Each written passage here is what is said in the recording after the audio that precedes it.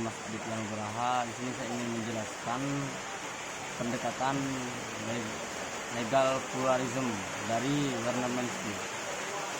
Pendekatan legal pluralism Werner Minsky dia dapatkan dari perbandingan ataupun membandingkan hukum yang ada di Asia, Afrika, dan Eropa. Yang dimana negara-negara Eropa hukum dibentuk tidak terlalu mengedepankan moral, etnik, dan religion. Nah, sedangkan negara-negara yang disebutkan oleh Minsky, Asia dan yang ada di Asia dan Afrika yang memiliki karakter pluralis ataupun bermacam-macam, beliau menyarankan untuk melakukan pendekatan menggunakan pendekatan legal pluralis. Nah, dimana pendekatan legal pluralis itu menggunakan aspek tertentu seperti aspek masyarakat, sosio legal, approach, natural law, dan hukum positif. Nah, jadi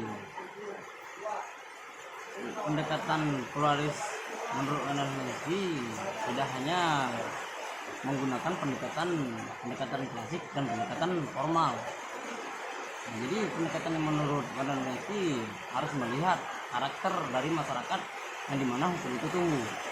Tidak selalu hukum menggunakan hukum yang kaku ataupun hukum yang dibentuk tertulis itu untuk digunakan ke seluruh karakter masyarakat yang ada di negara hukum itu tumbuh, hukum itu ada. Sebagai contoh, KUHP di negara Indonesia, yang dimana KUHP itu kan dibentuk ataupun diberikan dari warisan kolonial Belanda. Ya, jadi KUHP itu kalau dibilang sesuai tidak dengan negara Indonesia itu kurang sesuai. Kenapa?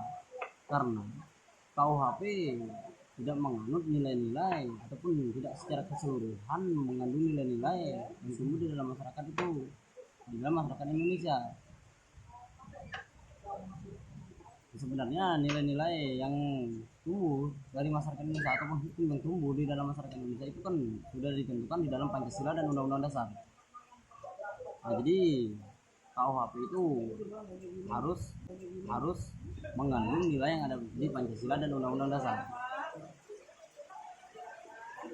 Dalam hal penyelesaian kasus, seperti contoh kasus seorang nenek yang ketika itu mencuri ranting ataupun kayu jati dikarenakan oleh faktor-faktor tertentu, faktor ekonomi dan segala macamnya. Nah, dalam penyelesaian kasus itu sendiri tidak harus menyelesaikan kasus itu menggunakan pengadilan, tapi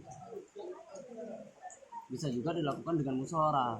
Dikarenakan apa? Karena musyawarah itu kita kenal itu telah lama, dan itu sendiri adalah kebiasaan masyarakat Indonesia sebelum positivist law itu ada ataupun diutamakan di negara Indonesia.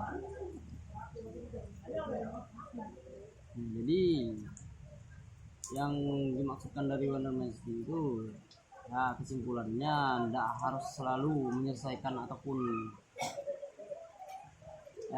menangani suatu perkara ataupun kasus pidana itu menggunakan, saya contohkan ini di hukum pidana, tidak harus mengedepankan yang mana hukum positif ataupun hukum tertulis. Nah, untuk itu KUHP itu perlu dilakukan rekonstruksi, perubahan. Kenapa kasus di Indonesia itu selalu menggunakan pengadilan? Kenapa tidak dilakukan mediasi ataupun penyelesaian di luar pengadilan?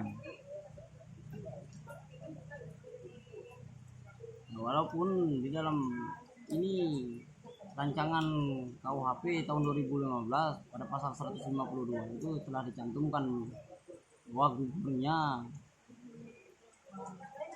penuntutan setelah dilakukan proses ataupun perdamaian yang dilakukan di luar pengadilan. Tapi mungkin sampai hari ini itu belum disahkan. Nah, untuk itu mungkin bisa dilakukan ataupun bisa diterapkan pendekatan legal pluralis menurut Undang-Undang di hukum Indonesia ini. Sekian dan terima kasih. Wassalamualaikum warahmatullahi wabarakatuh.